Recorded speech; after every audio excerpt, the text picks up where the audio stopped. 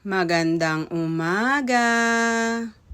At syempre, bago nga pumasok, malunggay muna. Ang aming kakampi at panlaban sa mga ubot-sipon na hindi napipigilang magkahawa-hawa sa school.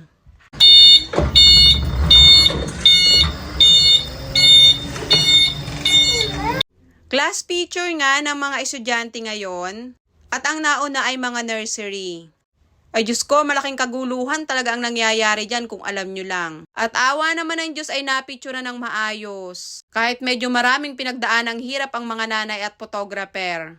Siyempre pagkatapos ay ang kinder naman. Ang kinder naman ay mababait. Kaunting hile-hilera lang sa kanila naayos din agad sila ng magpipicture. Si Uriel nga ay hinahanap ang nanay niya sa tingin ko. Kanina pa nga siya linganan-linga, aroy ang nanay hindi nagpaalam na aalis pala. Pero dahil mababait nga ang kinder, ayan, at ang bilis-bilis nilang naihilera ng maayos at napicturan. Anong pagkakakyut naman talaga nila. At syempre, habang pinipicturan sila, aroy ang mga parents.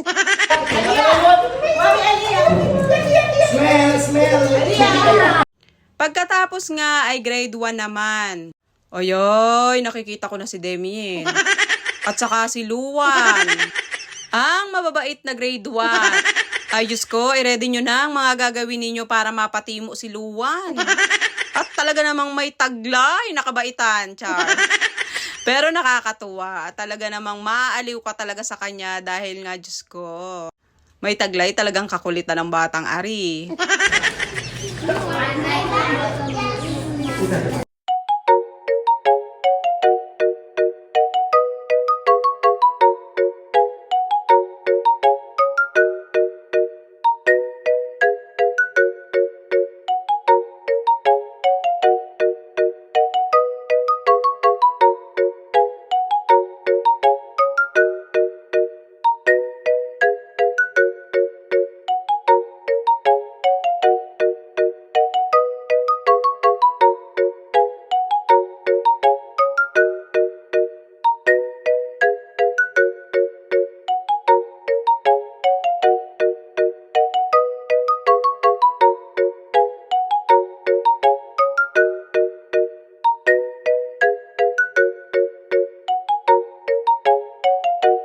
Ay Diyos ko, malapit na silang picturean pero si Luwan hindi pa rin natigil. Oh, ano gang pagkakakulit-kulit naman talaga. Diyos me, marimar talaga manang-mana sa nanay, char. Okay, one more. Very good, very good. Ay, Diyos ko talaga, nuknukan talaga naman ang kulit pero sobrang cute din naman ni Luwan. At pagkatapos nga, ay Diyos me, ang makukulit na nanay makikipicture din. Ay, hindi pa tapos ang mga estudyante, umi-extra na tong mga nanay na pagkakukulit na to. Syempre kasali ako dyan, char. At pagkatapos nga ay ang grade 2, ayan na si Isumi. Dahil nga si Isumi ay gusto niyang makita raw siya sa aking mini vlog. Ayan na po Isumi, hello sa'yo. Okay, very good. Tapos na, boxing.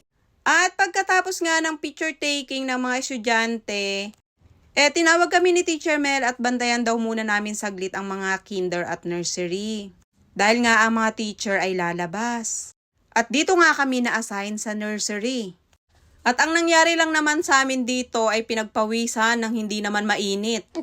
At ayan si Jazz, dinumog na siya ni Andrew at nagpabuhat. Yan lang naman po for today's video. Salamat sa laging panonood.